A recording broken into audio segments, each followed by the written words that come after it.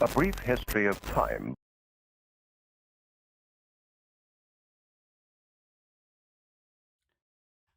All right. Welcome back to Predynastic Egypt with a continuation of our first playthrough. Before we dive back into the rest of the game, because we have only about another 100 years to go through, and another like 20 to 30 turns. To either see, I guess, if we are victorious or if we are defeated, I guess. We are going to go and continue with watching the video we started yesterday, which is about the Merimde culture from 4300 to 3700 BC. And we're going to continue watching this and finish the short video essay by the channel History with Sai.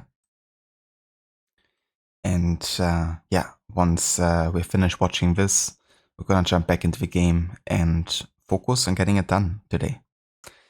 So let's continue.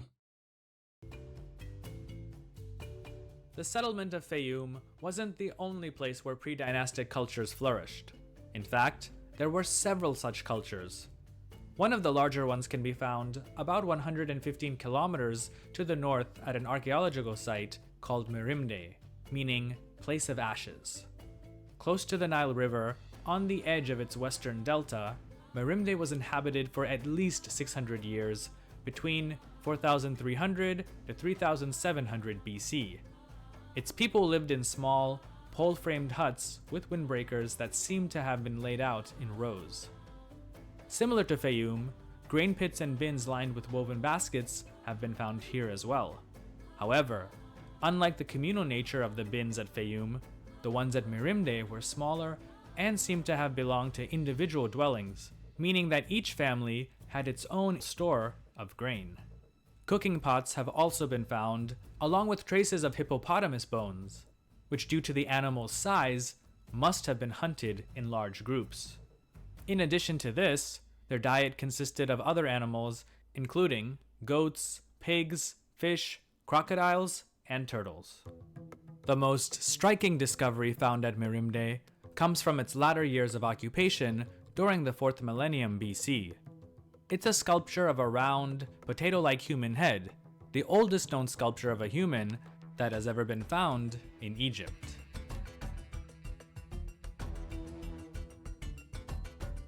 Next, we come to the Badarian culture from along the Nile in what's today Central Egypt.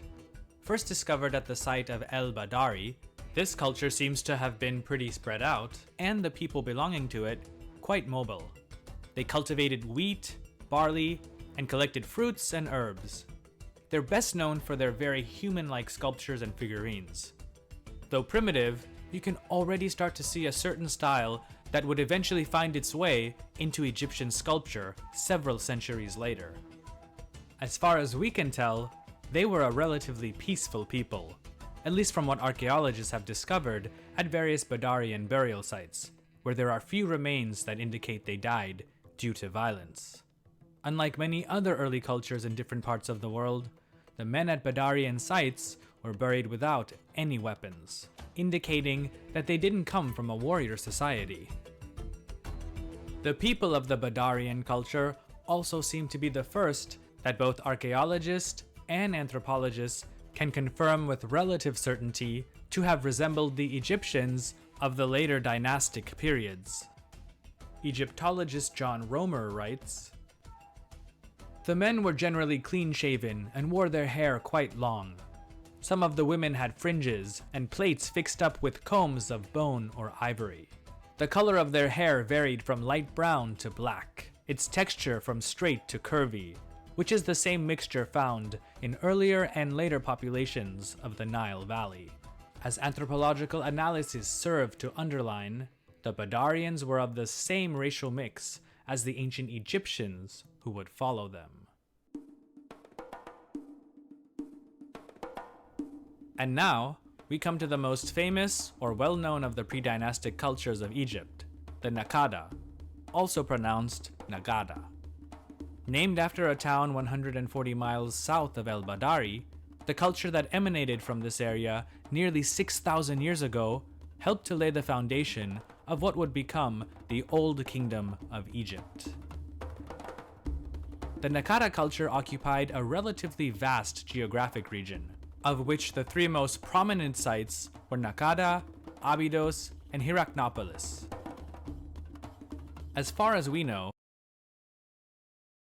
So this is interesting because this is basically where a lot of the game takes place at the start. You know, we do start in Hierakonpolis. This is actually our main, city where we start building up all the way. That's cool to have it here also being, mentioned, but it makes sense given how important, it becomes, like this particular region as part of the Nakada culture. the majority of residents at these and other Nakada sites lived in oval, windowless huts. More than simply a dwelling, these simple structures protected their inhabitants against the scorching desert heat and was where many daily activities were carried out. All sorts of objects have been found inside these dwellings, including cooking pots, vases, flint knives, mace heads, and various figurines made of clay or ivory. Between the years 3500 to 3000 BC, the Nakada culture spread from the Nile Delta in the north to the borders of what would later be known as Nubia. By this time, the early Egyptians had long given up their nomadic ways, with most living in relatively large villages and tending to farms. Trade contacts were further strengthened with peoples as far away as Iran and Central Asia, and perhaps indirectly, India. Nakada sculpture and pottery from this time period shows a style and sophistication that was both unique to Egypt, but also clearly influenced from abroad. Though modest in comparison with what was to come, Egypt's first temples start to appear around this time, many of which were built with plastered walls that were painted.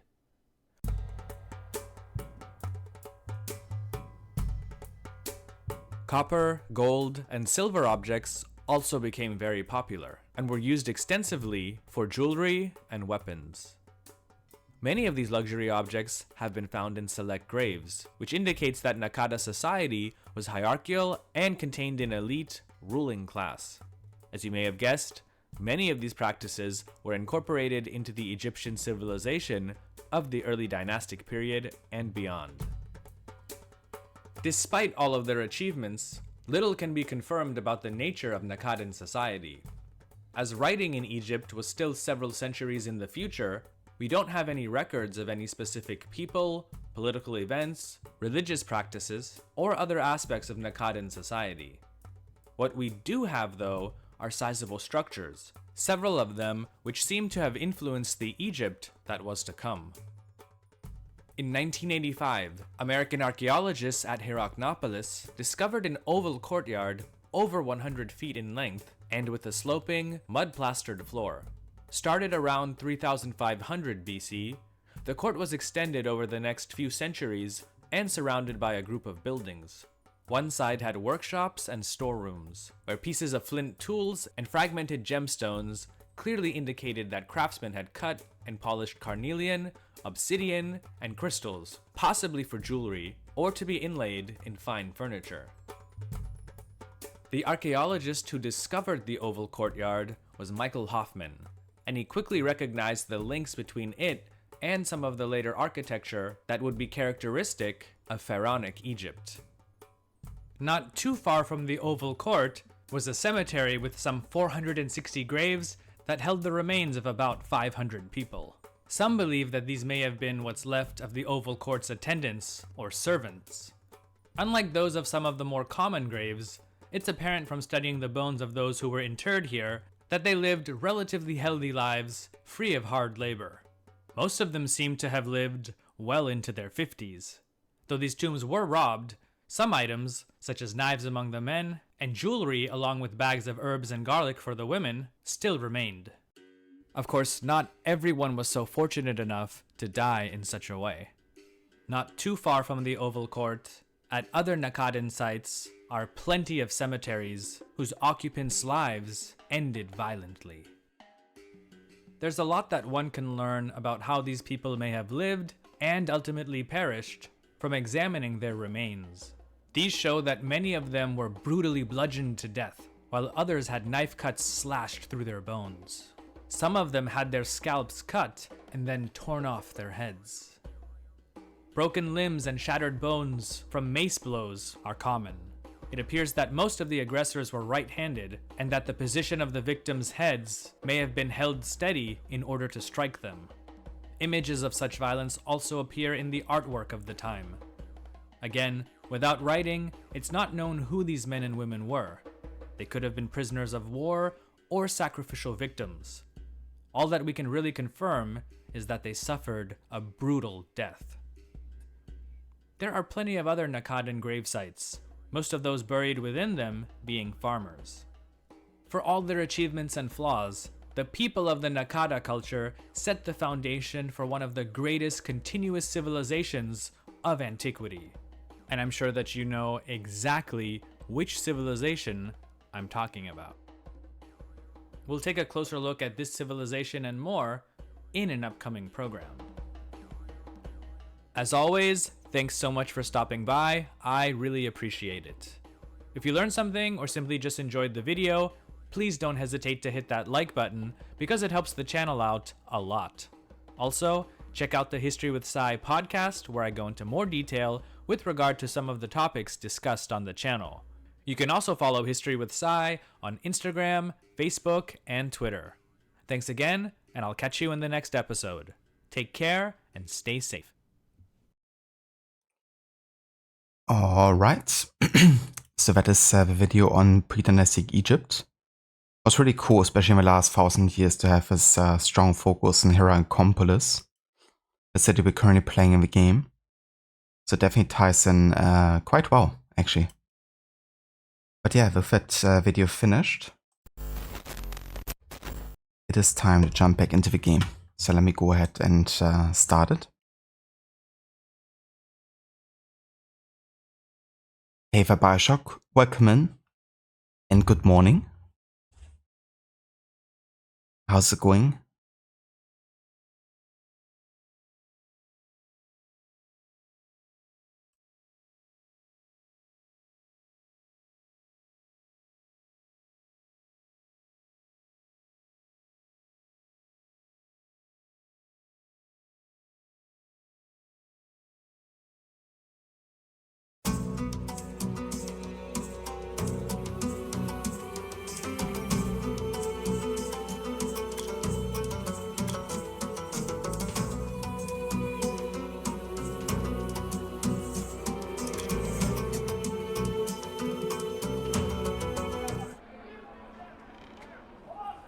Alright, so we are in the year now of 3109 BC.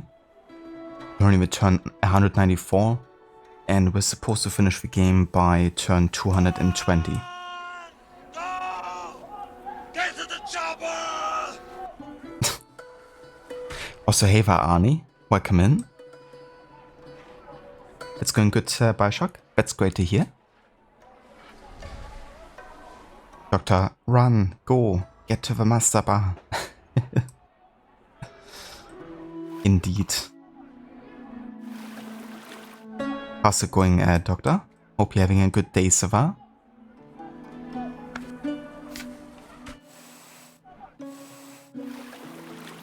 Okay, so last time we stopped with a mission to explore the Sinai, which we're quite close to getting in our returns here. And that mission is finished. Gonna get a lot of production here as a result. Also still trying to assimilate the migrants we brought into our society. Still trading with this tribe there. We also defeated the Seth tribe finally. So our biggest enemy has been dealt with, really. And I mean, we have a couple production here to spare. Ah yeah, we're still trying to work on building the Tomb of Ka here.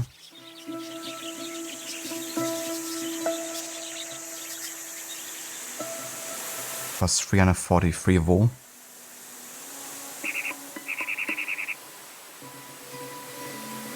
We technically have enough of it, at least for one turn. And I could also pray to Horus to get that built quicker.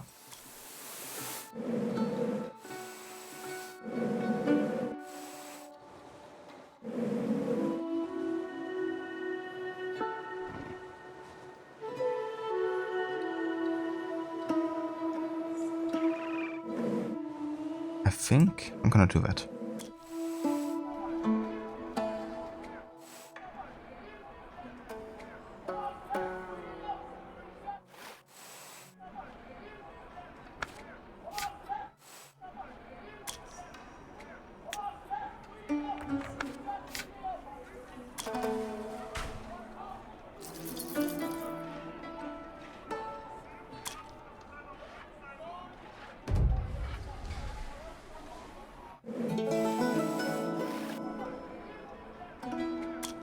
Alright, the Tomb of Chasm built.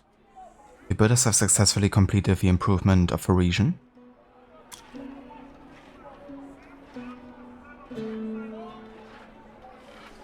So, that is done.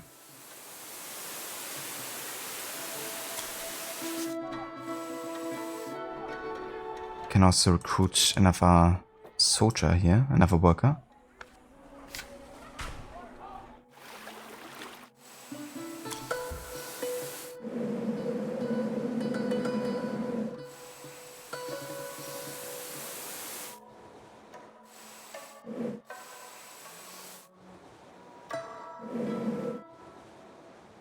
Okay, another turn and we're gonna be attacking the Falcon tribe, I guess. I think it's just a raid vote to kind of like weaken them a bit further.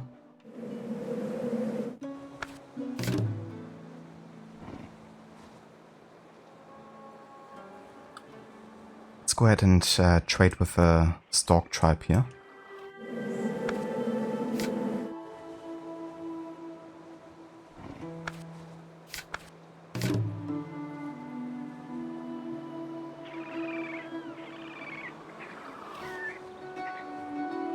And I'm gonna start gifting to the Kaunu tribe.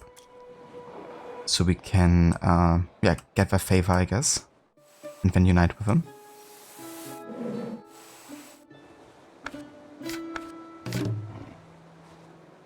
Gonna do the same here.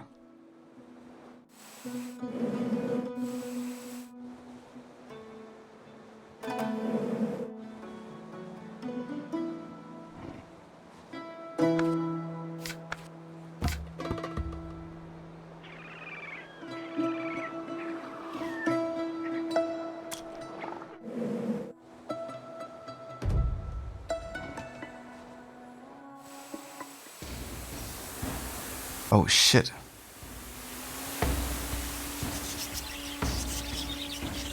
Why do they have so many soldiers all of a sudden? Is it because I lost my god favor? Of weakening their strength? Because I wouldn't have started this raid if it was that kind of like difference here. So what happens if I just press close? Because under these circumstances I definitely don't want to lose like my entire army.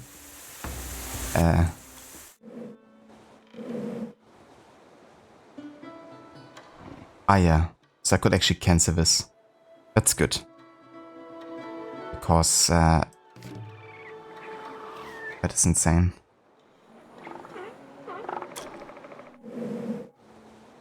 I definitely would have to pray to who was it? To Seth to be able to deal with him. But I think I still might get the victory condition done by uniting with other tribes, really. So we don't really need them, I don't think. Do we?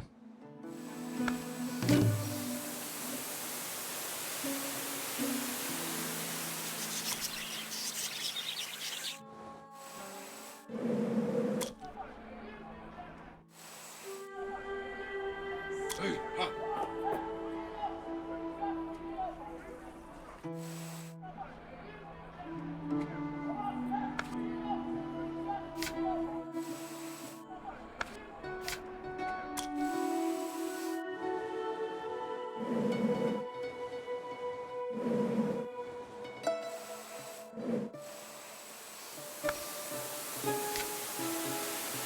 Okay, I can assign 3 guys here to this, to explore this one. To there.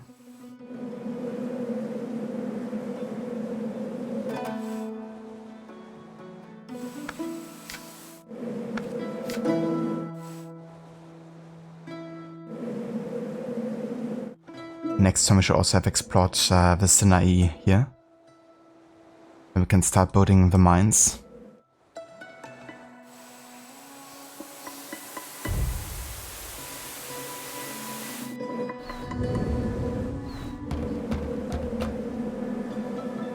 Our envoys were able to negotiate a confederation with the Flight tribe. They're ready to join together with us and take our gods as their own.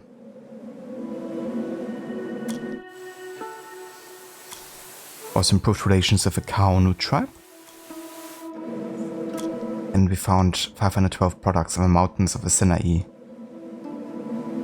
We climbed the highest mountain in Egypt. Mount Catherine is 2,629 meters, or 8,625 feet, from which we could see for tens of miles. And we also found valuable samples of copper, turquoise, and malachite here.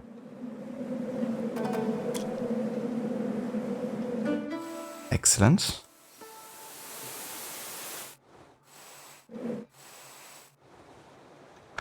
Okay, so how much to unite here? 250 every turn, over 8 turns.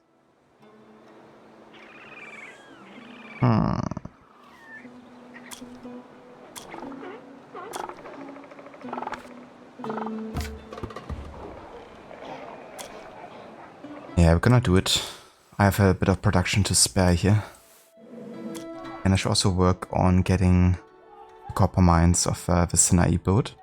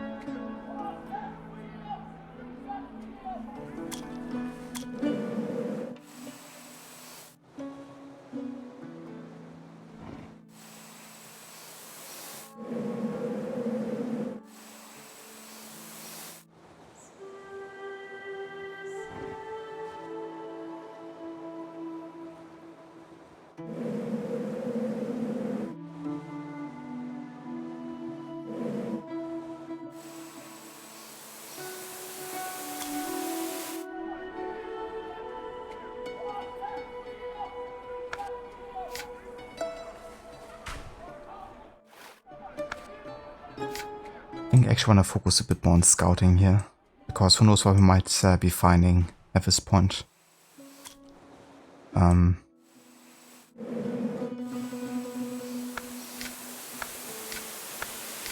So it'd still take 13 turns.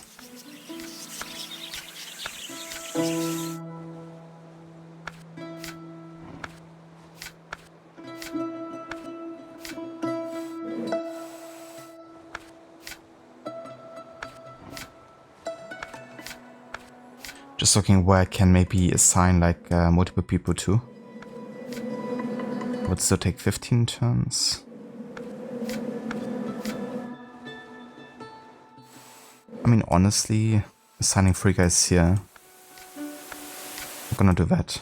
Because there must be a reason why it takes so long to discover this here. And I hope there's something important to find. Imagine if it's just like plain desert and there's like nothing.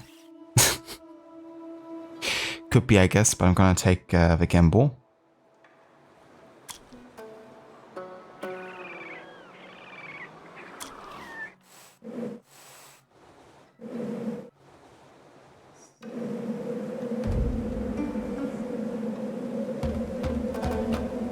Alright, we have successfully completed the assimilation of immigrants, and now we are as one tribe.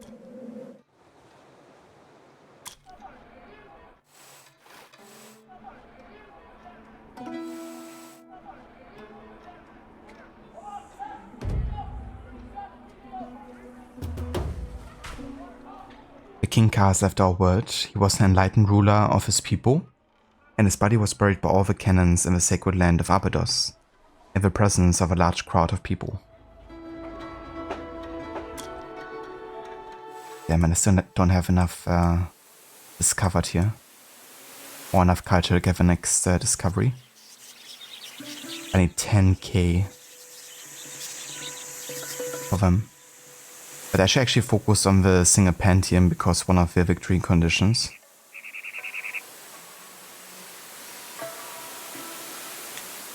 So that will have to be my focus for the rest of the game here, really.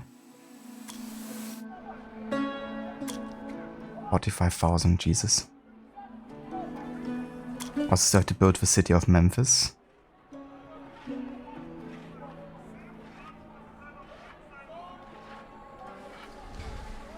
Now, so the fastest way to get there is build the copper mines, then build the way of Horus. It costs 515. Then the city of Tarnas and then the city of Memphis.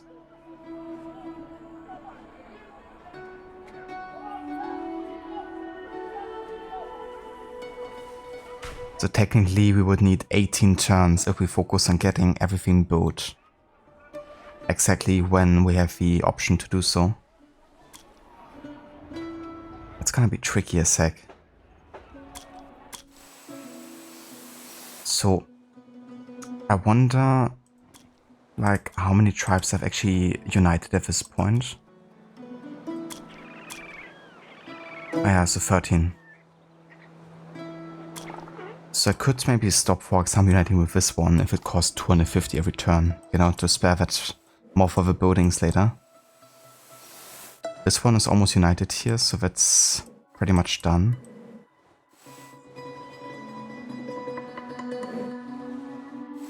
And this one is also 250 in 8 turns.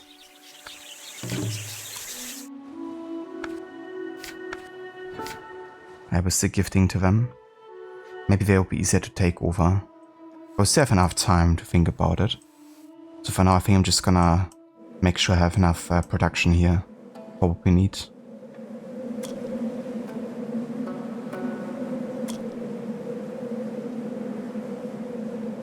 And to celebrate the unification we need 5k food. Okay. Let's get another worker here. And apply lots of farmers.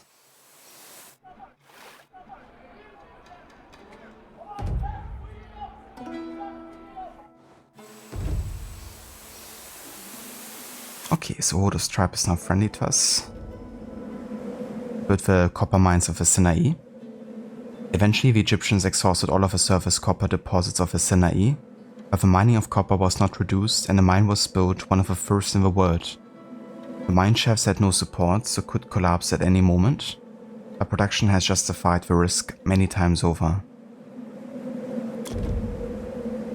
By constructing the mine we got a lot of copper, and this is a major breakthrough in the development of military science and production. Oh yeah. We trade with the Palestine regularly, receiving the most valuable goods and encouraging a cultural exchange. But there are many dangers on the trade route there. Horus orders us to secure this route for the prosperity of our countries. Both the Way of Horus Road, roads on the ways of Horus, and outposts on the ways of Horus. I don't have enough time for this, unfortunately. If I could build like multiple buildings at the same time, maybe. But if I just focus on what I have to build for victory conditions, I have to focus entirely on that, really. So I think that was the last mission we finished for this save file, for now. Like, yeah, you know, getting like all these resources is great. But I don't have enough turns to build all of this in addition to what I have to build.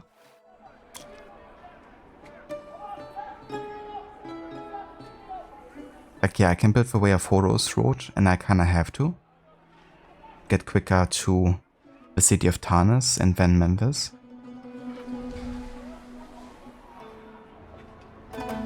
Well, that's a mission I would have to finish after turn 220.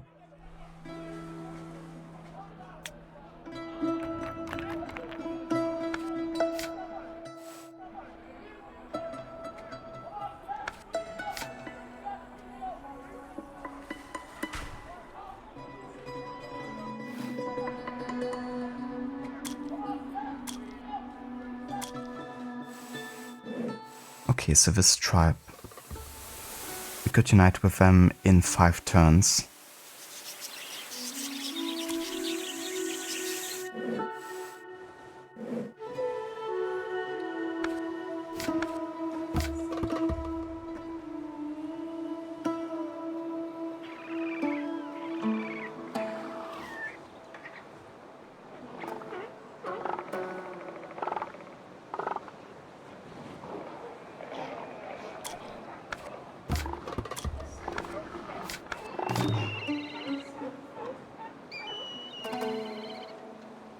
Why do we all have such large armies?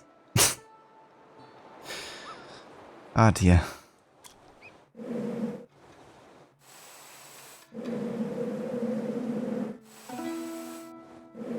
Oh yeah, I guess uniting with this tribe here with 250 per turn is like our best bet. We have the last tribe. So gonna do that, I guess. For now.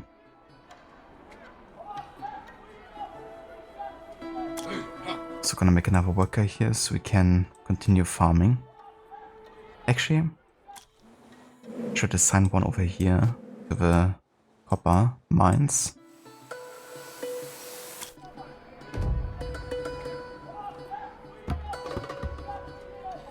King Nama has come to power. His name means the furious catfish. He showed no mercy to enemies of Horus, furiously pursuing them across the whole Egyptian land for all his long life. He has 17 turns to build this. Given that it's not a victory condition, it's not gonna be my priority at the moment.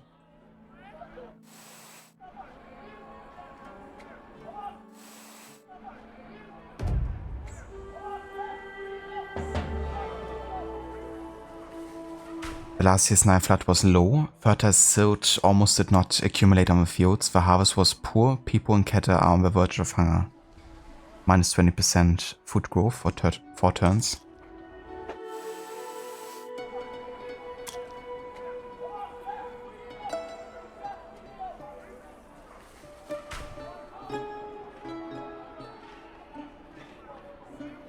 Yeah, I will use the Falcon of Horus to build Memphis later, I think. Given how long that's gonna take and how many resources. So I won't do anything in this turn. Except maybe get another worker and keep on farming.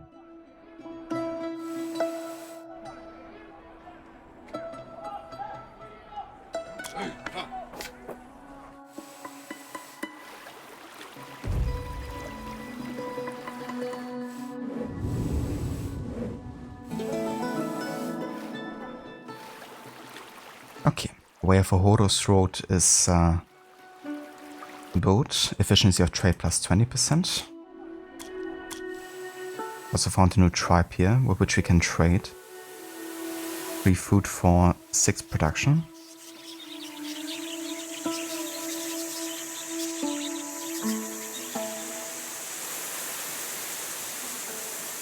I'm gonna give to them to hope to increase my relationship, and then maybe that's gonna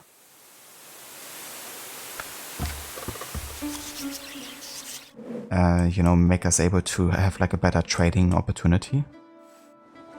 Now we have the discoveries here.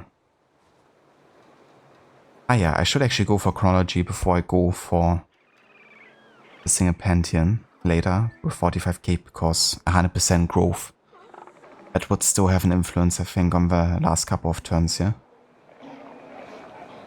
A plow I won't be getting, I don't think. The position of the stars in the sky and event names for each year were the beginning of the chronology of Egypt.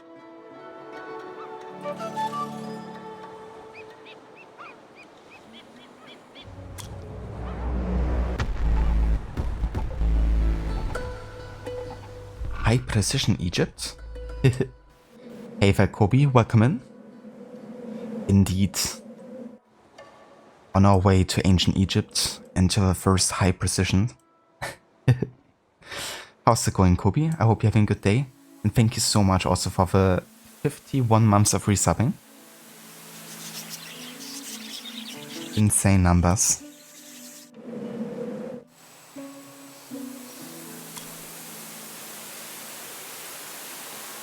So we're currently on the home stretch here for the game. I have about 17 turns before I have to meet the victory conditions. And we have to build eventually the city of Memphis here.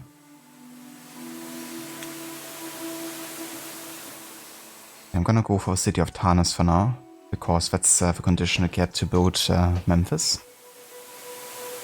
I'm gonna save all of my authority to basically speed up the process of building by praying to Horus.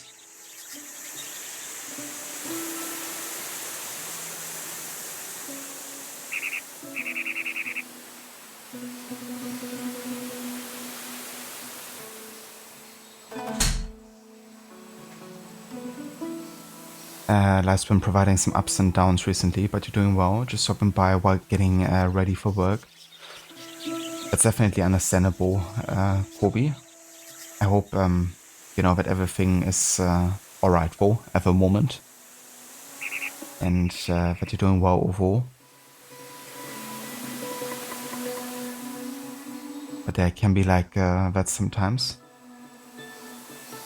But yeah, no worries whatsoever. Yeah, I'm doing definitely good myself. Thank you for asking.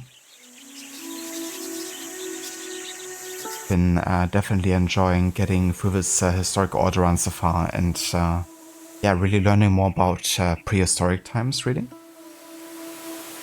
Especially in terms of like Egypt, you know, like when you think about Egypt, you usually think about, you know, the famous landmarks like the pyramids, the dynasties, of course, the pharaohs, and everything that comes with it. I haven't really looked into the history before that time too much. So yeah, this game has definitely provided me a good like opportunity to inform myself, I guess, a bit more.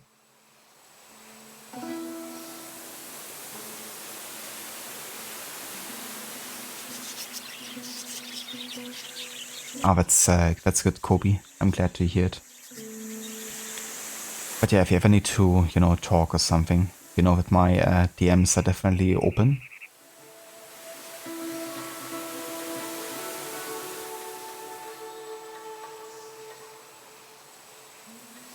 So the city of Tarnas has been the administrative center that were required to control the territories.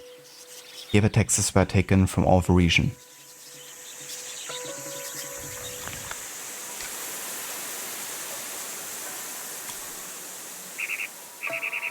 Damn, 472 though. That is crazy. I think I have to wait with uniting with this tribe for now, because I have to make sure that every turn we keep on building the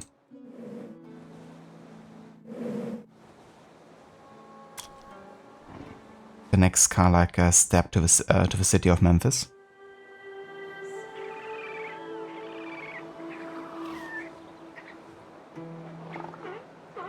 No worries, Kobe. And yeah, this game is definitely very much a niche game.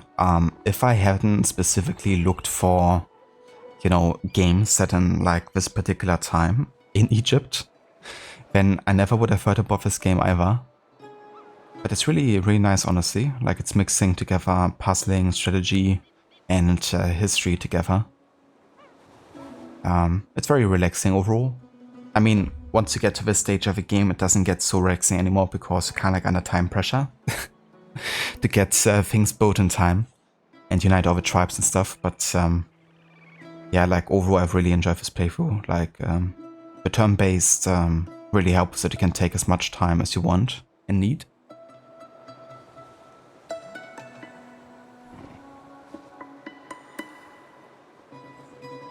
We found Kaga.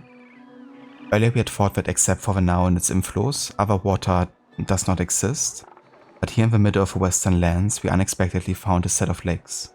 We called these lands Haga.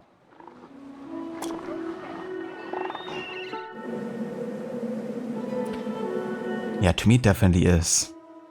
You know, like, I had to look really hard to even find it. But I enjoy it greatly. Definitely helps that, you know, I'm like, definitely highly interested in the history of Egypt. In particular.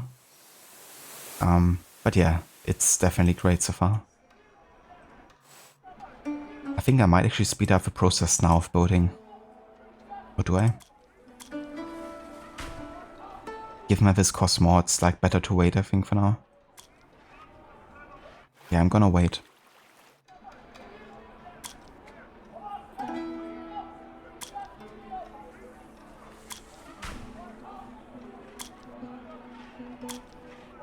We discovered chronology. Early on, people discover the cycle of the seasons by the position of the stars in the sky. And to not get lost in the monotony of years, sages began to give names to each year depending on its most important event, like the year of unification of the two lands. Thanks to this idea, the first Egyptian chronology was developed.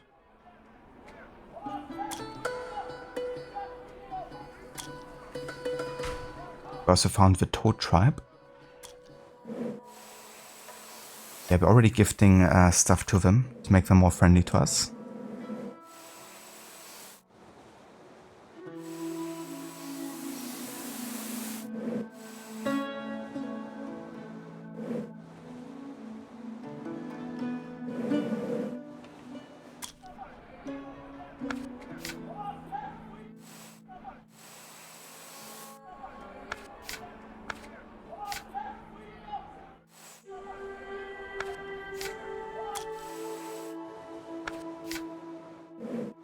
Okay, next turn.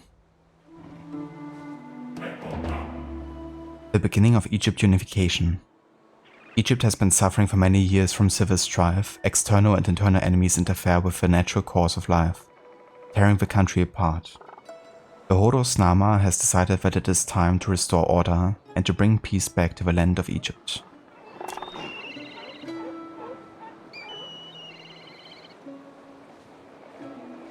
Horus wants to restore order in Egypt, and he requires you to capture all the regions along the Nile, to build Memphis and transfer the capital there to unite all gods into a single pantheon, and hold a great feast when all is accomplished.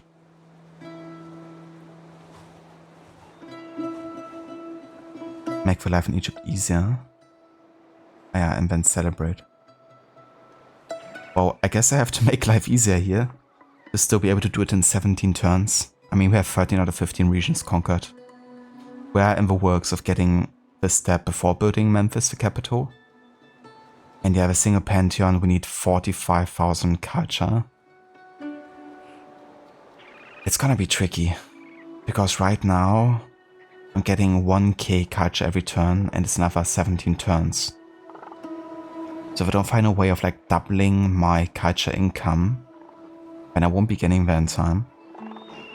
But by reforming multiple times, you might still be able to, you know, deal with it. Illustrations are really cool. They definitely are. I like the art style of this game. The music is also very nice and relaxing. But the illustrations are really cool. Definitely very reminiscent of like the wall paintings.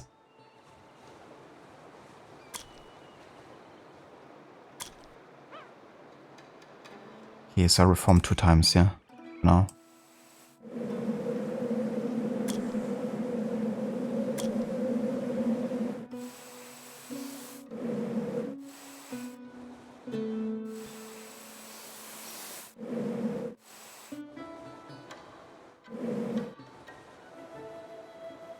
Okay, so right now I don't have enough to build the next step here of the city of Tanis. Which means I will have to assign some of the people to do production instead.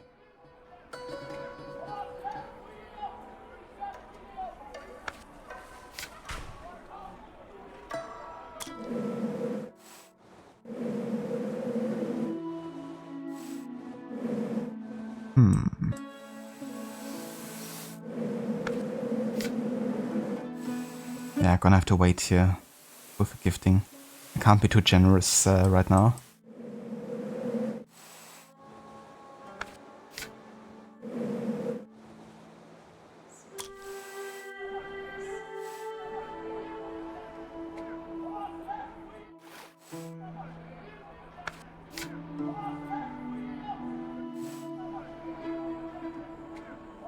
Okay.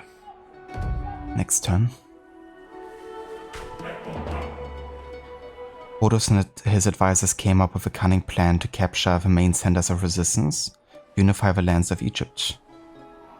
Ah, okay. Nice, that's gonna make it much easier to try to take over other tribes here.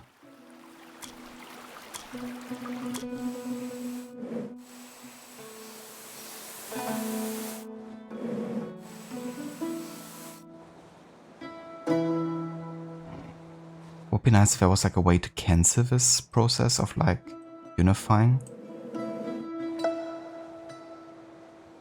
Let's have a look how strong they are currently.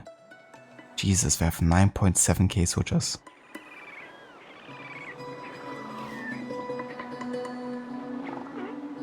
And they already are weakened, right? By the current effect here.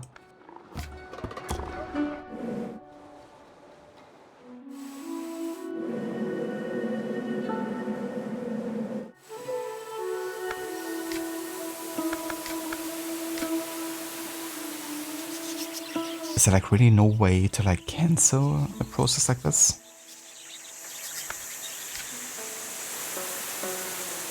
I wonder.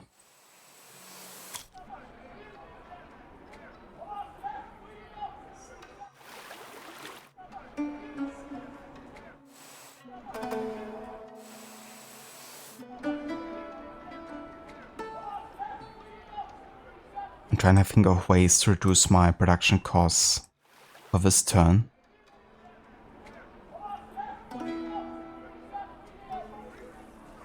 But yeah, I think I will have to wait 2 turns here, which is still alright as long as I can build Memphis every turn. It's gonna be tricky as heck, like 772 for 10 turns.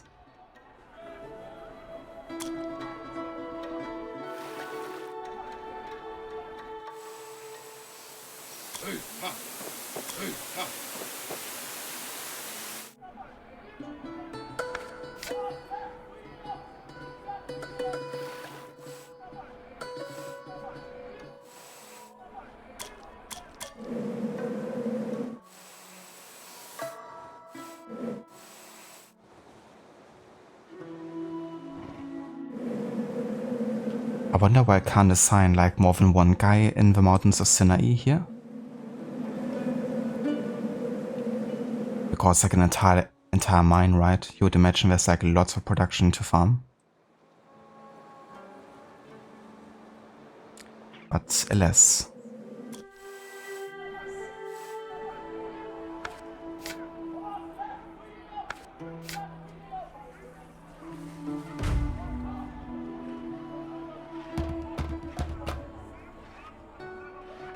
The Nutu tribe, looking for the mercy of Horus, has sent us gifts. If we were friends, they would have been even more generous.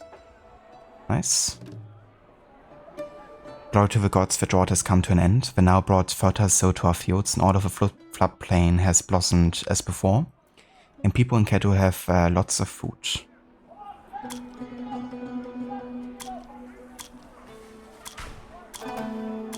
Yeah, I know I couldn't do this. But now we can finish building the city of Tarnas.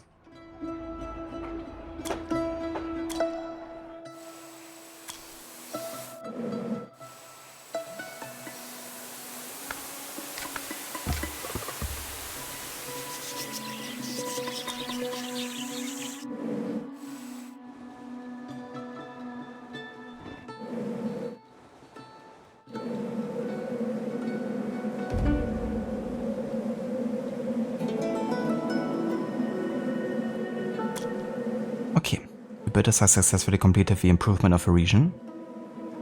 Population limit +4, improves region +4 food production, growth 20% of food and production every turn. Okay, so that is done, which means now we have to finally work on getting Memphis built. One of the victory conditions here.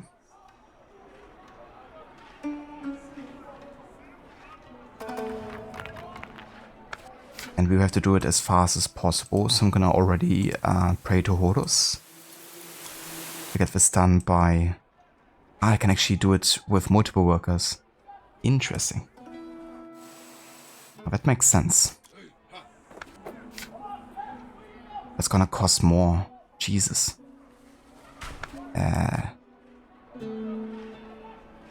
Okay then.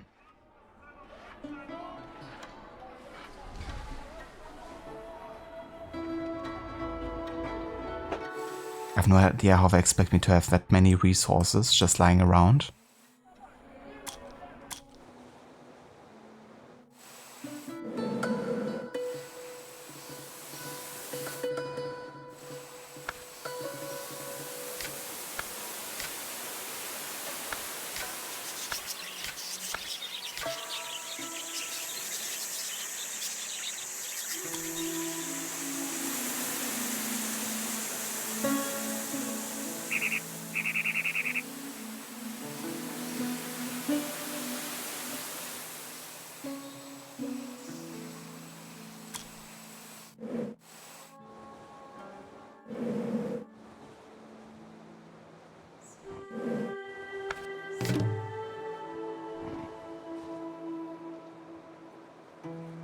Ah yeah, I could actually start raiding the Horus tribe here for now. Right now they have a resistance of 3k here when I try to raid. Actually gonna do that.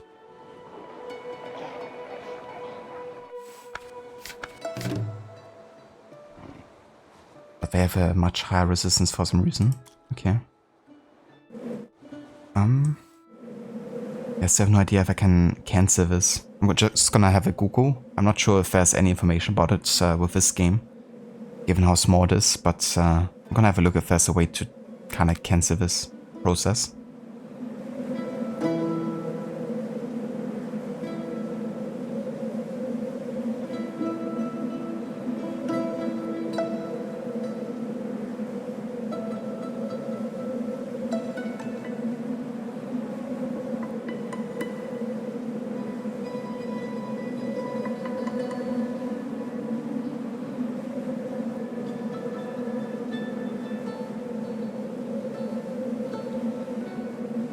Okay, as expected, no information.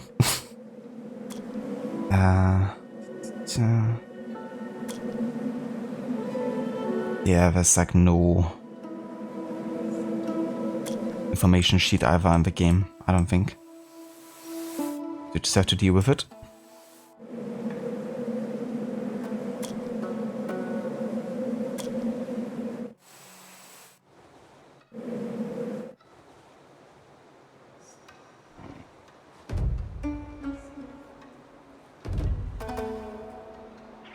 All people of Egypt want to help Horus with a sacred mission, and everyone does what he can for the benefit and prosperity of Egypt.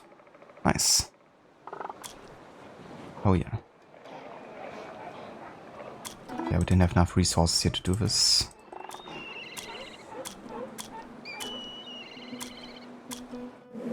This time we can definitely keep on building the city of Memphis. The earlier we get this done, the better, because it's gonna, you know, give us a 200% growth and everything, pretty much.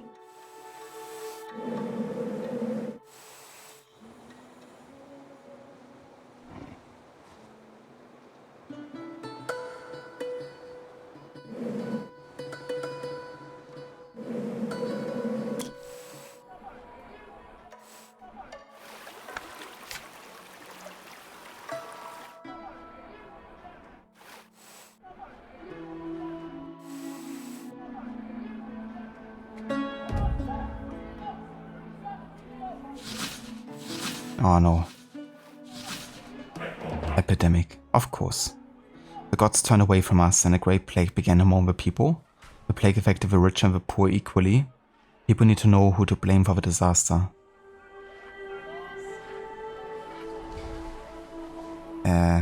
Yeah, we have to take it out on the Nubians again, unfortunately. Because otherwise you just have negative effects on us.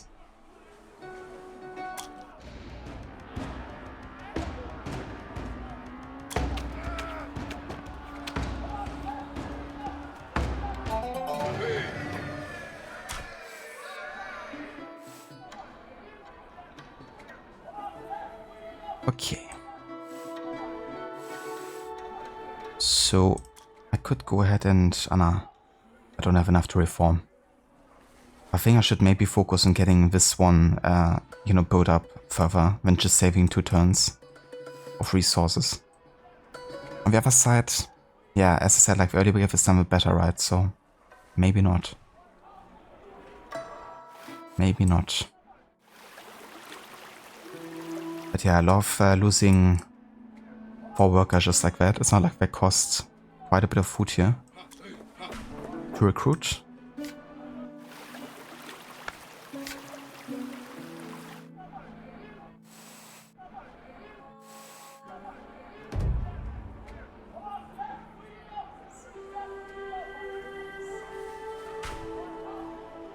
Okay, so nothing happened this turn, but now of course I'm again just shy of production again.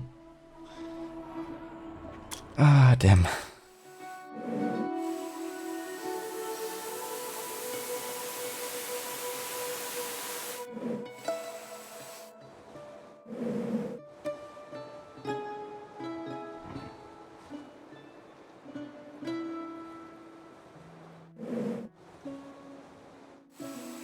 Only there was a way to cancel this process.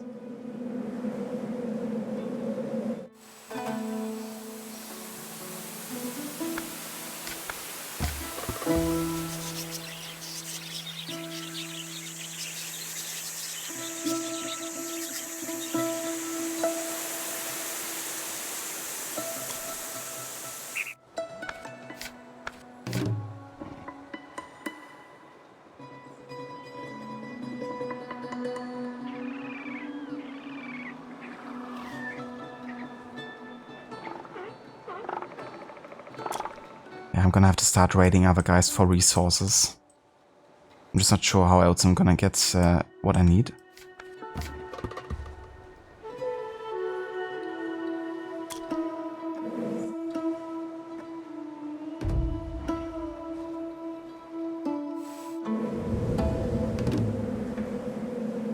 Ten turns remain to the end of the game. If you fail, you will be able to continue the game without the possibility of victory.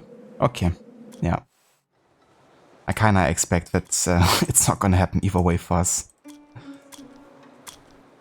But hey, we found some culture. Cool, I guess. Not that it's gonna make much of a difference, I don't think, but... that's how it is. And of course there was just like 1 food resource here. I kinda caught it. But you never know. I was kinda hoping that because it took so long to discover that we would get like some kind of bonus out of it.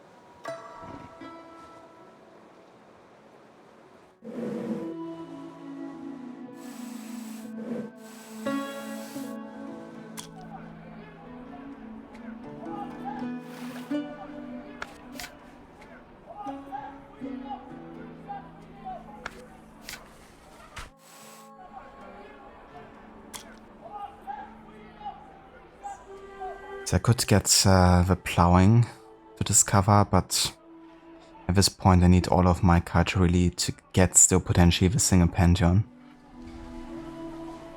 So I'm not gonna get this one. For now.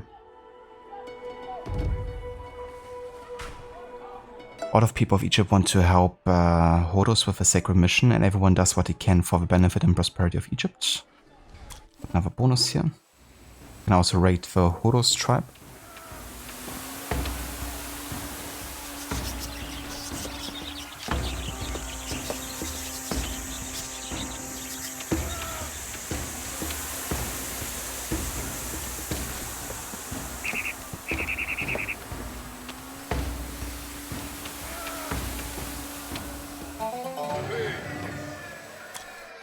Okay, we got lots of food here. Very nice indeed.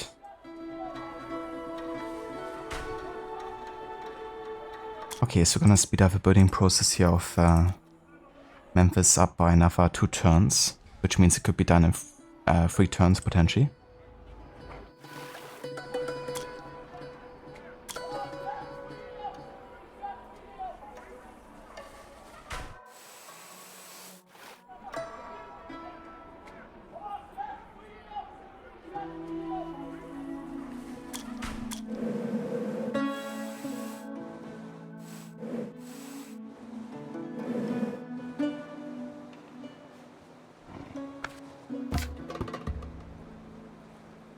Yes, we could raid them another time here.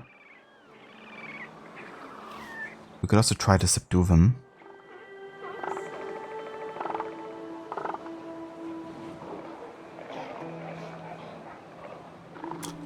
$3.9k soldiers. I mean, we should be able to do it. Technically.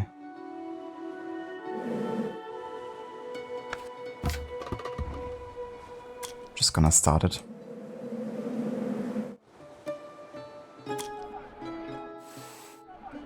And yeah, I don't think like using my food now to create more workers to then farm will really pay off in the end. You know, like 1 worker costs 168. Obviously I have like the bonuses, so like free food can become, I don't know, like 10 to 20 at this point. But over 8 turns, you know, like it seems like they would just get back mostly the food I spent on them. So I don't think I'm gonna create another worker here for now.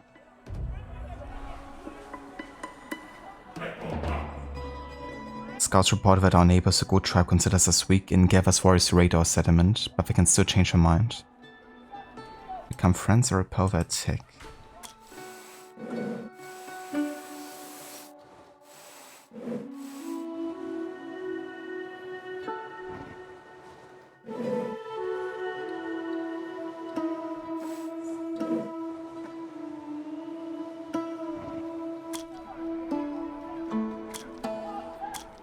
I like how that's supposed to happen after the game ends, technically. But yeah.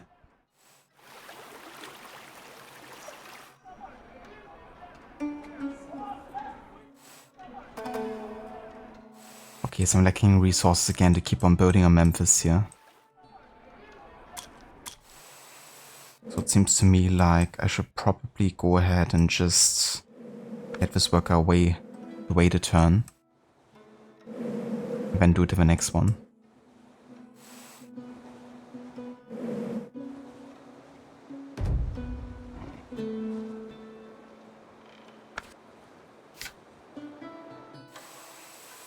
Okay, 2 more turns until Memphis.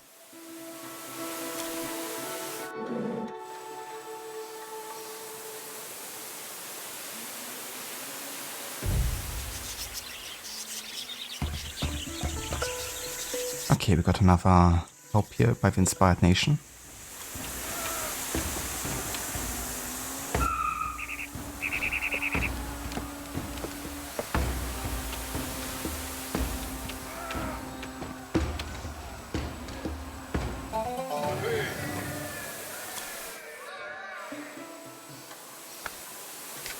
Now we can actually spend 2 guys to do this in 1 turn.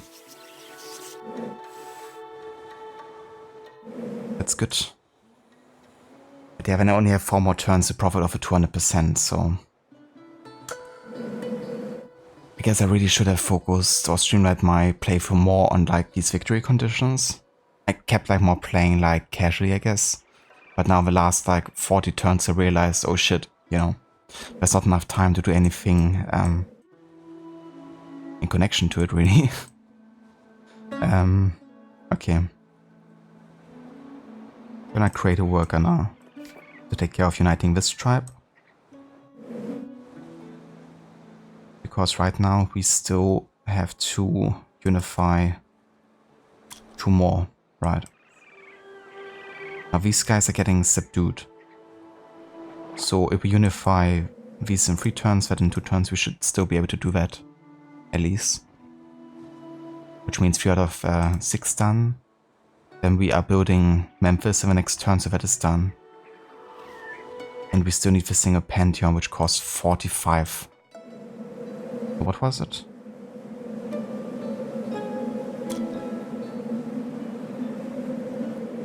Yeah, 45,000 culture. And still 5,000 food, so... I really need to focus on culture at the moment, really. And food. So... let's have a quick look here. Production just isn't that important right now anymore, because we're basically done with what we have to build. These guys are going to do something else here.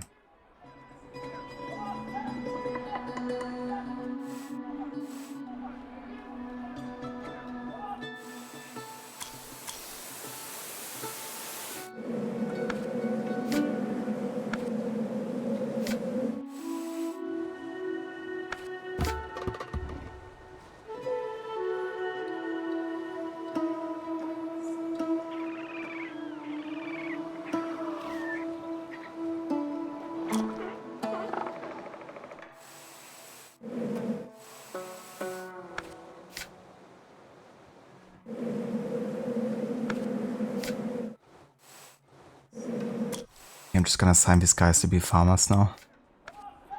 The rest of the game.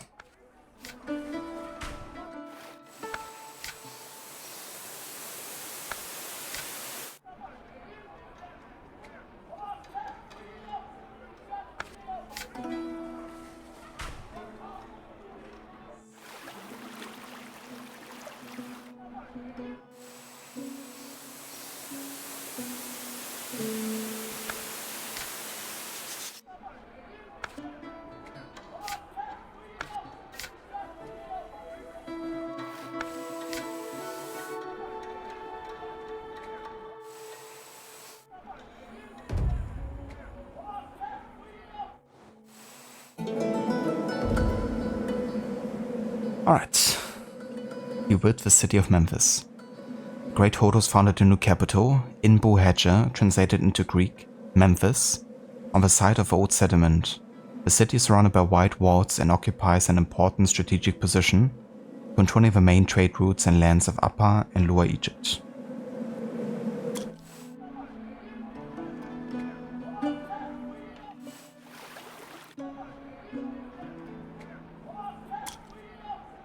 Alright, so we could work on building the worlds of a way of Horus. It gives us more growth here. Improves my authority.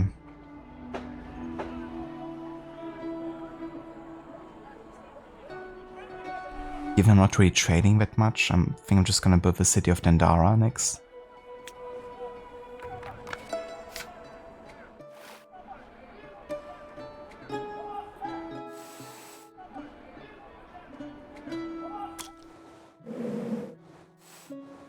Okay, so we're gonna subdue this tribe next turn. 2 more turns here.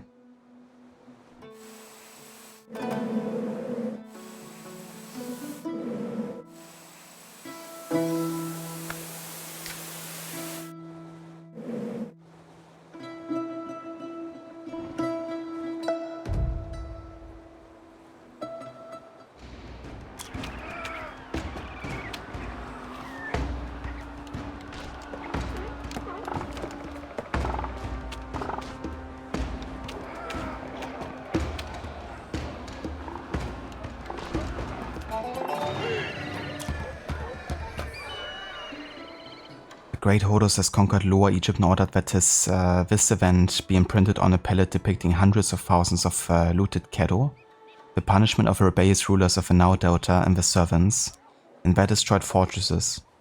And to show that there is no ruler other than Horus, our divine king put 2 crowns, that of Upper and Lower Egypt, both on his head at the same time.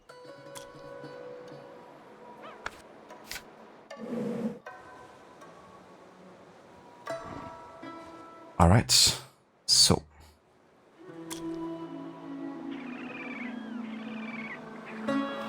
One more turn and this is also met, and yeah. Then I need 5k food and 45k culture in 2 turns, which is not gonna happen, unfortunately. So close, I guess, but still so far. I really don't think I can do anything here to still get there at this point. But that's fine.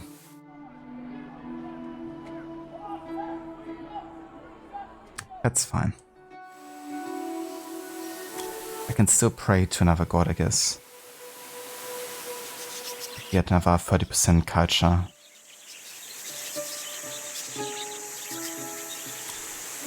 Could also technically reform a couple more times, which gives us the biggest boost, I guess.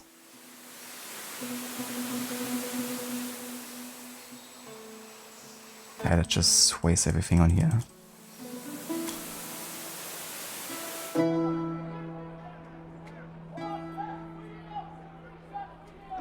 I should have actually, now that I think about it, I should have used it more often in the last couple of turns. I don't think it would have made a huge difference, but still. Should have done that.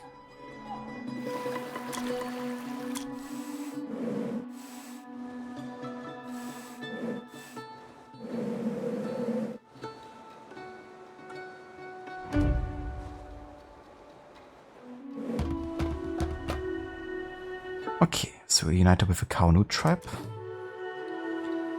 King Horus Aha has come to power. His name means fighter. All his life he will fight for the prosperity of Egypt. 80% growth for everything. Okay.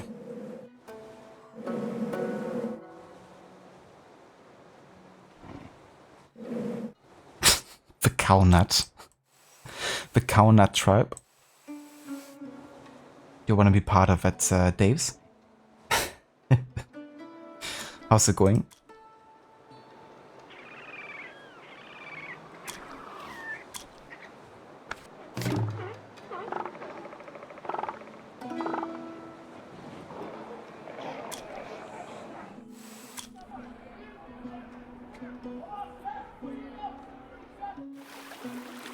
Yeah, it's going pretty good.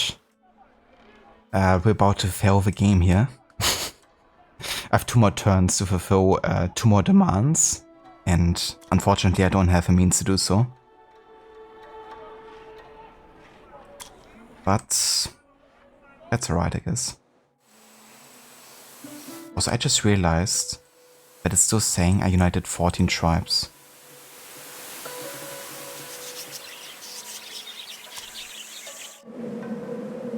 But I just took over another tribe.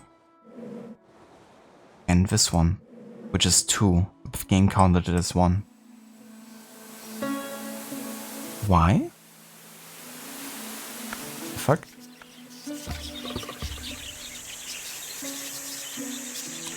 That's bollocks.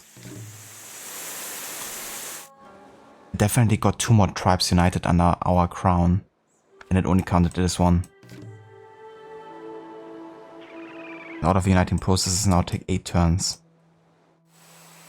I swear. Why?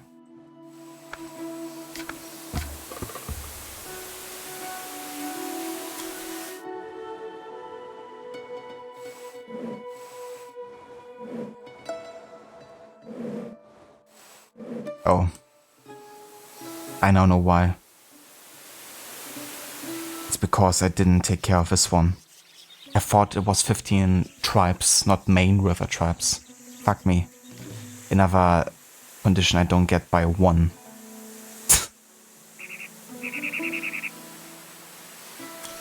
Yeah, stop doing it. It's not gonna do much here because it takes another 5 turns. no. Why? Oh, I didn't think of it. That was really stupid.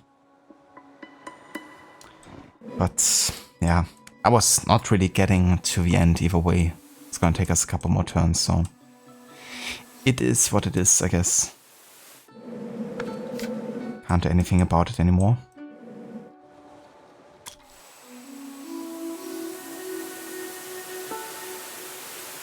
The Palestinian goods. Yeah, I don't think I'm gonna get it done in time here, but that's it. I will still be able to continue playing and eventually meet the victory conditions. It's just not gonna be counted as a victory, I guess.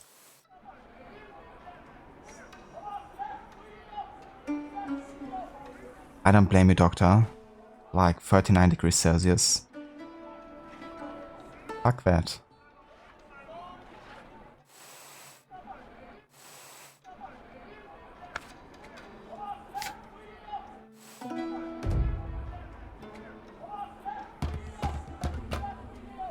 Oh, okay. Inspired nation. One more. Build the city of Dendera. I actually have enough food now to celebrate, technically.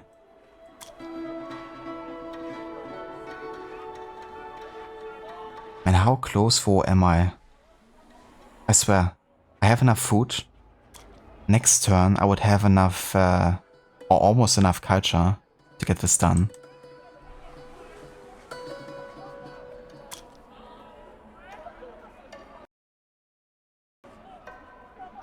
Could actually pray to my forefathers to get enough culture in time for the next turn.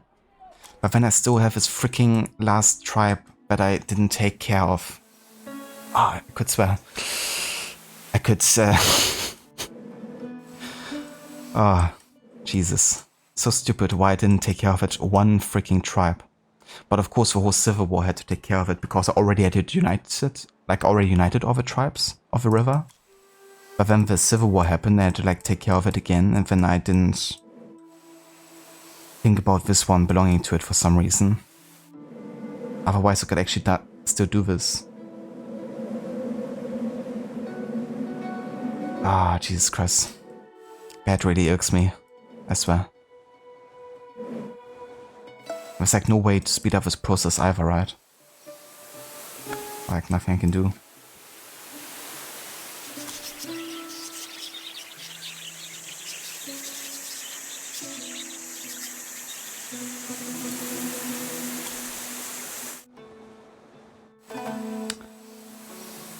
Well, it is what it is.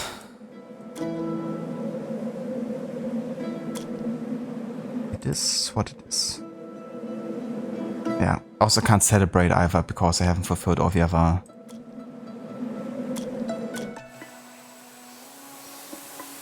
conditions here. So, now I can discover the single pantheon. So there you go. That means I have completed all the freaking conditions except for that one freaking main river tribe, just in time for the last turn.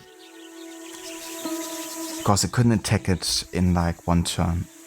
I had to travel there first.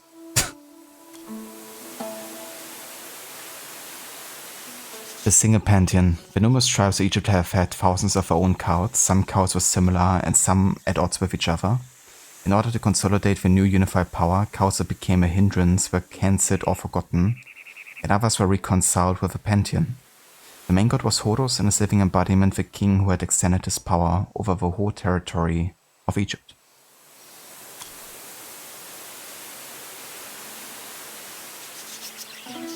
That sounds good for daughter, darling.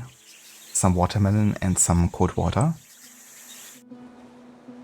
But definitely feel nice, you know, getting some well-needed hydration.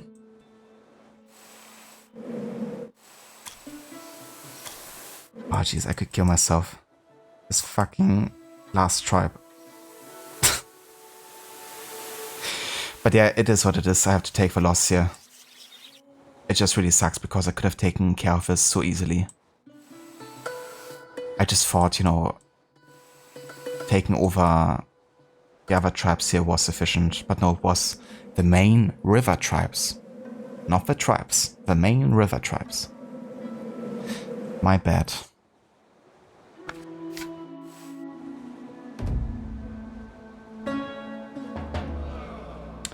The fight for the unity of Egypt uncovered old contradictions. The minions of Seth rose and began a sacred war with the followers of Horus. Egypt broke up into tens of independent states, later absorbed by other empires of the Middle East. Then all forgot even the name of Horus. Man, I swear, this is so stupid because I've done literally everything in connection to it except for this one tribe. But that of course had this massive impact, right? I mean, I get it. You know, it's like, that's the victory conditions and I have to deal with it. But it's still ridiculous of this one tribe all the way to the south, out of the kingdom really. When I've done every little thing else has like that much of an impact.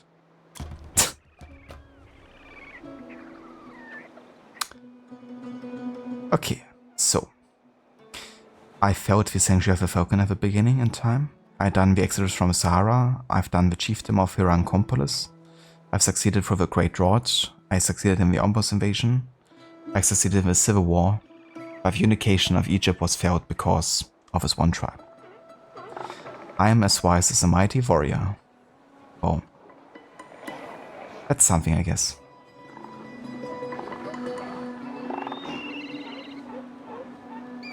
Now, the game actually offered me a bonus at some point in the game, you know, where they were promised me like 30% bonuses in all, like, currencies.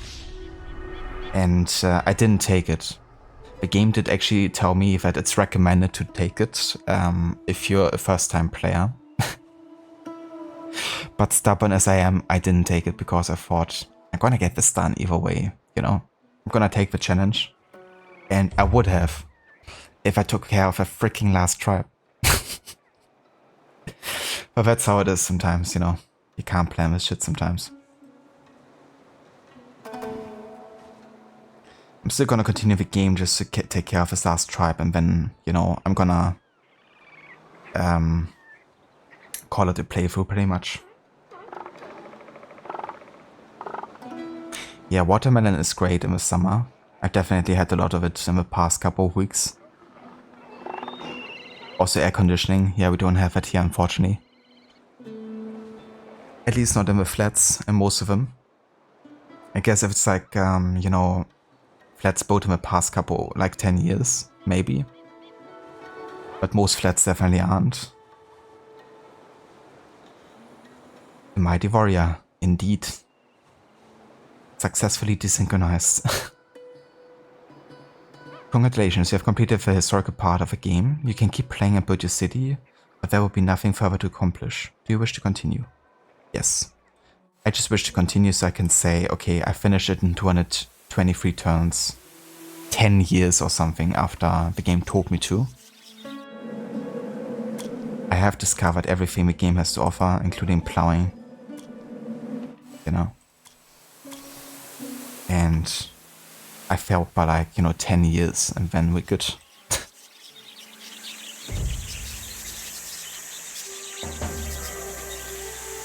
What? Solar eclipse. Great fear filled the hearts of our people. The great snake Apopi swallowed the sun in the middle of the day. The priests say that this is an omen of doomsday. Okay. I gotta defend my settlement too. Should be easy.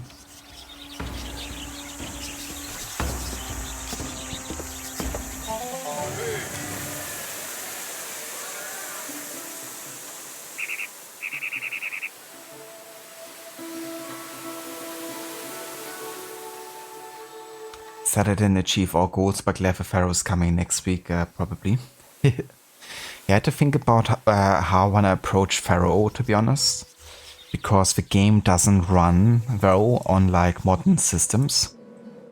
So I tried to install it and stuff and run it, but the game is just keeping on crashing.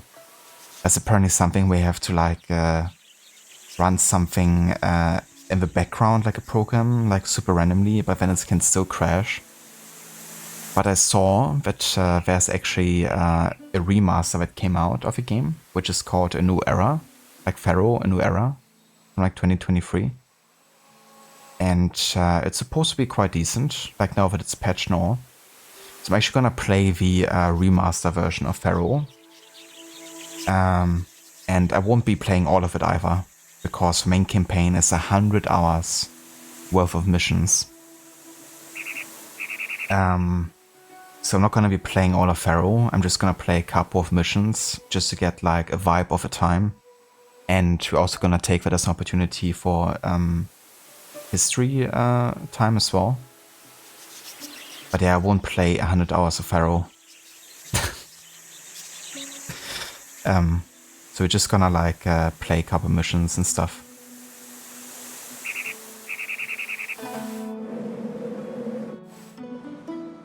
And given that I'm streaming it, it would probably be like, you know, 150 or something.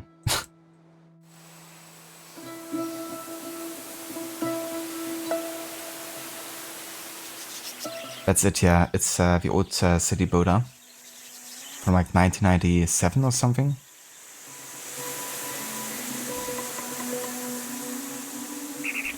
I'm definitely more of a northern part of Germany. But yeah, Germany can definitely get quite hot. Like, where I live, we definitely had over 40 degrees Celsius before. And in the south, it also tends to get hotter, for sure.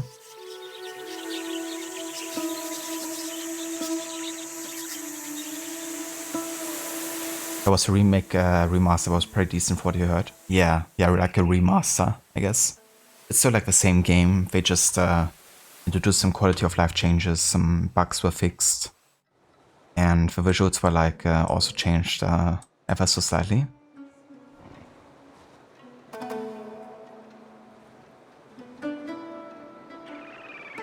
Let's quitter talk, I know. I'm such a quitter.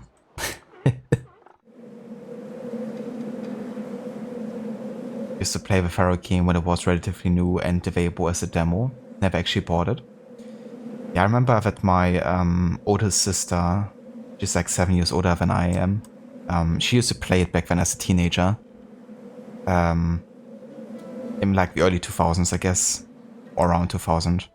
So I had like a bit of a look at it and mostly like watched her play it, but also got to play a little bit of it myself. But I never really like played it actively. But it's still very much like a game that made an impression on me, I guess, back then.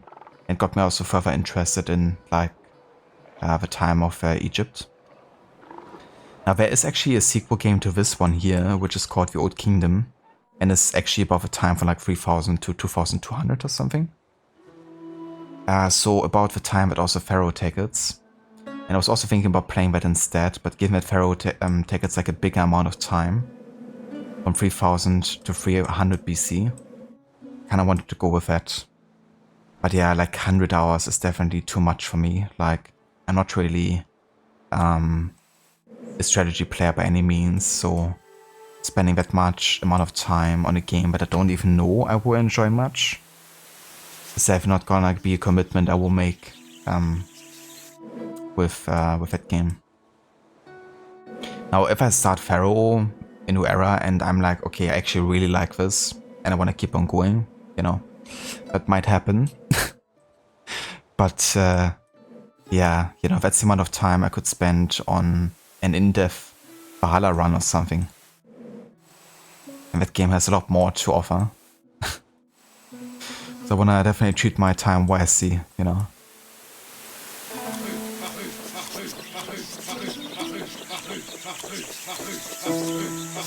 Very hot.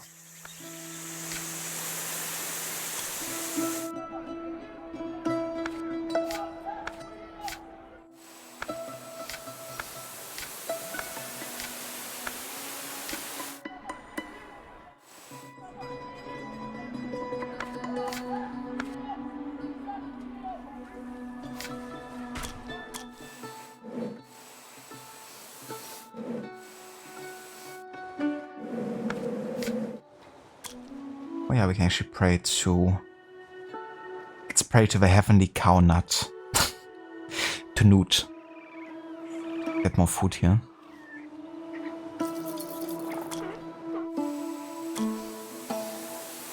Also start building the ways of a horse here. Okay. Time to attack the Horus tribe and unify the tribes of the River of Egypt once and for all.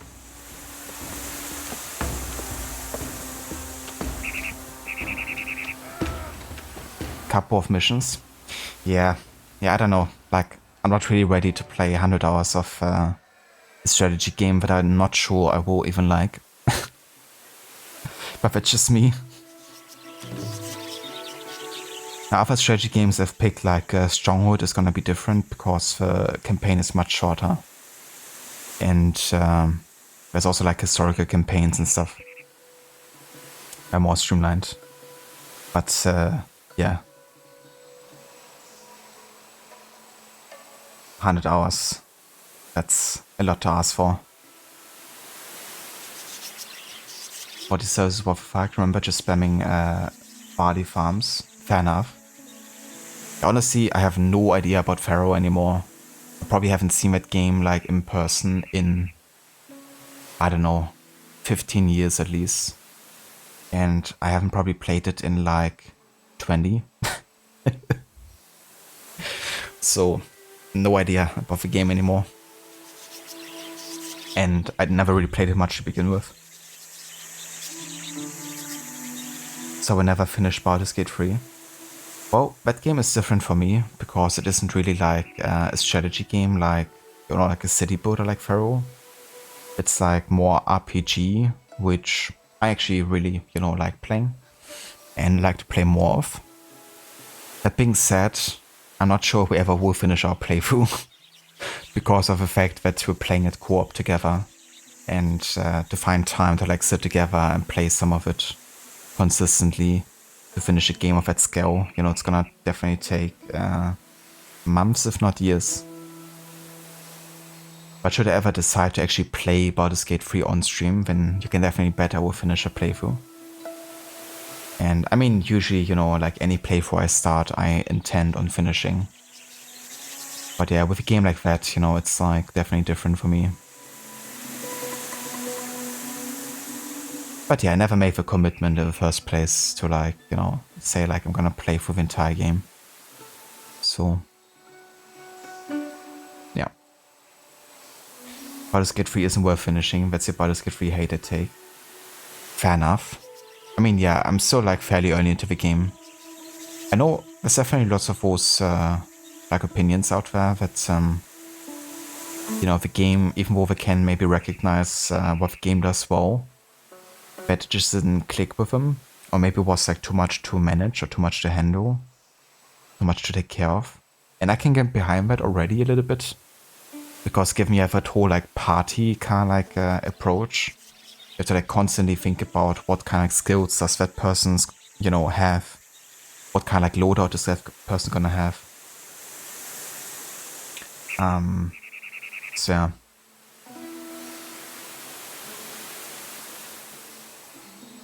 Yeah, Stronghold is definitely the strategy game I played the most by far. Followed by Anno 1602 and 1503. And then followed by Age of Empires 1. Like, those are definitely my most played strategy games. And I haven't even played them that much. I never played Vampire the Masquerade Bloodlines, but I heard good things about it. It's supposed to be quite good.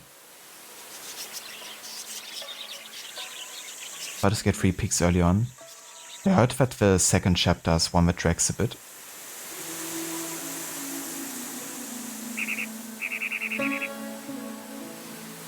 Act 1 is the best act, even if you still dislike it yourself. That's fair.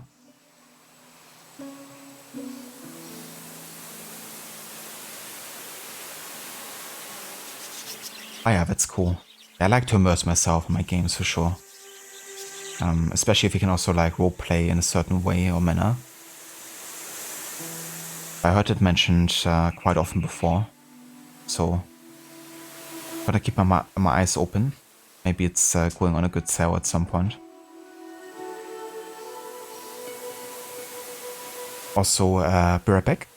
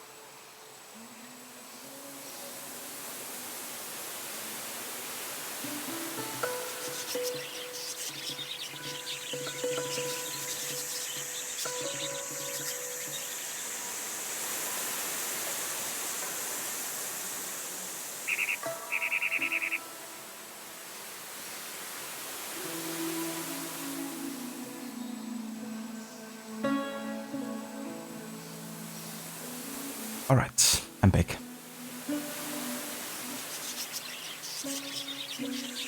Oh yeah, days, that's not too bad actually. Like $10. But also has like a good replay value. Okay, so people cry with happiness and fall on their knees, for Hodo's sun shines in the sky. He has escaped from the belly of a snake, and the wounded Apopi has run away. People forget about the fear they endured, and life has returned to its former routine. This in many ways reminds me of a fight between Hodos and Arpep in Assassin's Creed Origins.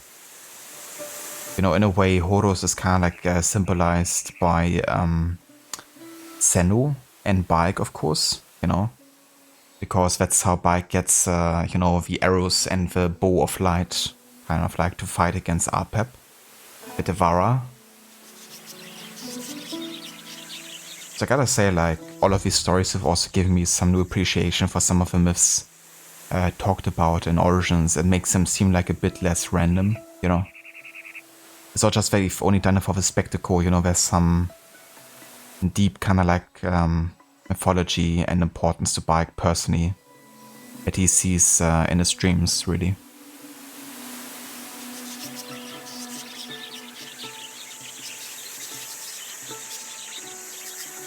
Oh yeah, I definitely get it, Daves, when you kind of like a game so much.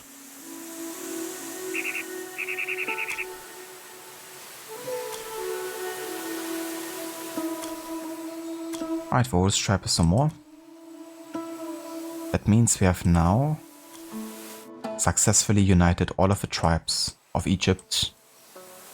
We have discovered the Singer Pantheon. We couldn't celebrate, unfortunately, because I haven't met all the victory conditions, but we had enough food technically to do it at that point. Yeah, we've done everything basically that was considered to be victory condition. So this is also gonna be where I would call it a playthrough for this game. I could of course go ahead and like, you know, discover everything the game has to offer. I don't want to like go beyond the year 3000, because that's where the game of Pharaoh starts after the prologue. So yeah, this is gonna be where our playthrough is finished. I have to say, really enjoy this game greatly. I wish I would have done it in time and actually got the victory, but that's just something I have to live with. Given that I've done it 3 years after the fact, I don't feel too bad about it, to be honest. But yeah, it means another game is finished and checked off the history list. Let's go ahead and save the game.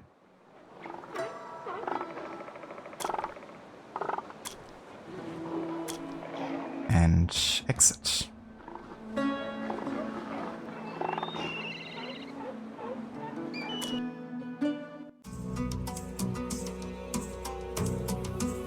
You've been looking for my playthrough and you added it to your wishlist? Nice. Yeah, so Claris Victoria, the studio actually has like lots of different interesting games I worked on. I can actually showcase maybe some of them. So if you're interested in checking out other games. A brief history of time. Let's have a look here.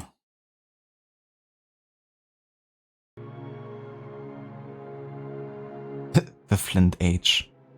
Turn-based strategy with experimental gameplay, become a legendary chieftain in Stone Age. Guess I could have played that instead of Far Cry Primal. Also, hey Vashilla, welcome in. Thank you so much for the GGs, dude. And how's it going? I hope you're having a good day so far. Yeah, there's also a Marble Age remastered. Turn-based historical strategy where your task is to turn a small ancient Greek village into a flourishing polis, powerful enough to conquer the known world. Then there's a sequel to the current game we've played, Egypt Old Kingdom, which continues in 3000 BC. Predynastic Egypt, which we played now. There's also the Bronze Age, which starts in 6000 BC. And yeah, that's all of the games. I guess it's somewhat similar in its core, but yeah, I like the ideas behind them.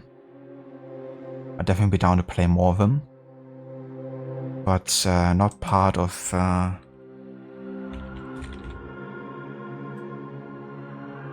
this historical order run anymore.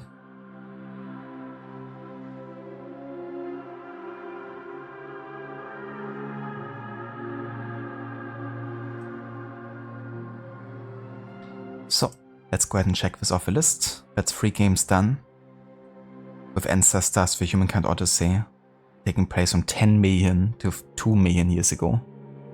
Then Far Cry Primal 10,000 years ago. Now Predynastic Egypt 5000 to 3000.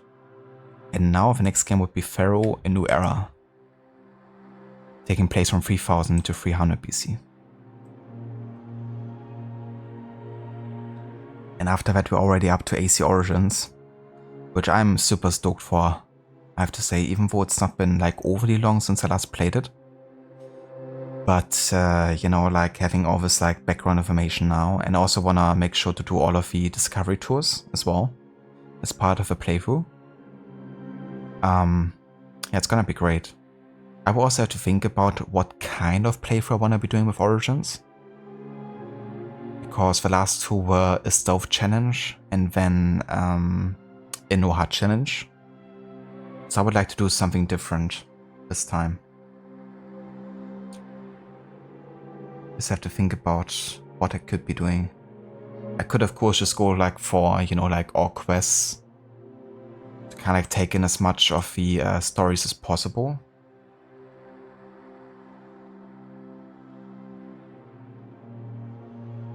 But yeah.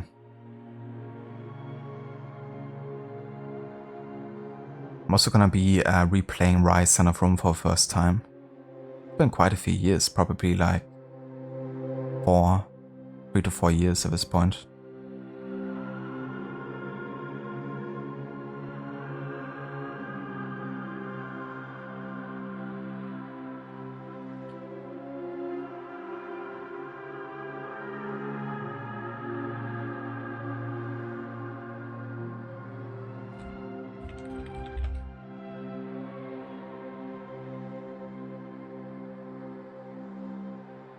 There's a pretty neat list on Wikipedia, which is like a list of historical games. Now, they don't feature like any historical game, I don't think, but definitely most of them.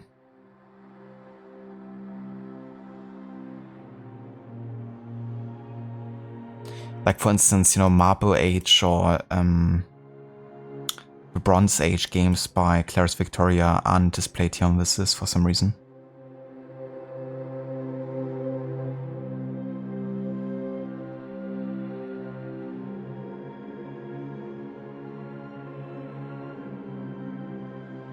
Kind of interesting how many games are kind of like set roughly at the same time.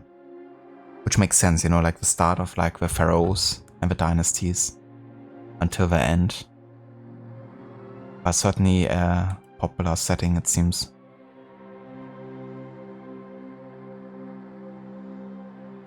Ah, yeah, there's also Zeus, Master of Olympus, that you talked about, Doctor. Taking place from 2000 to 1000 BC.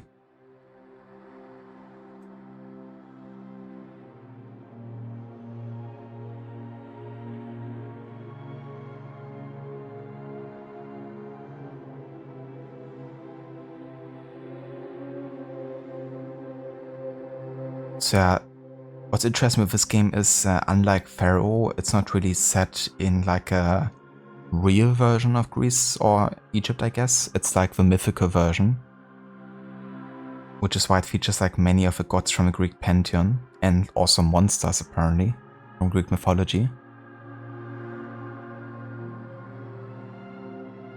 The game chooses not to accurately portray the historical setting in which it is based, choosing instead to include elements based on mythology and anachronisms.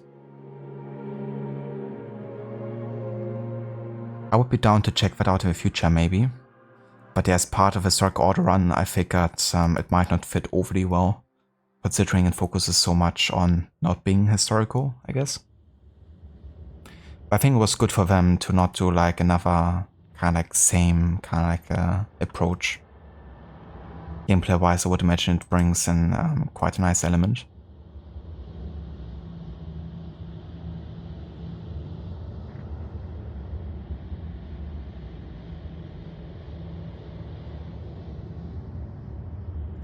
Damn, this game has pretty good ratings overall.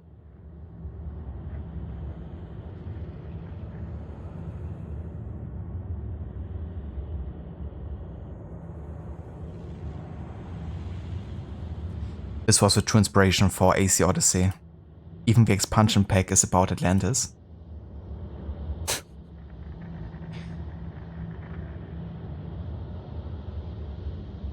But yeah.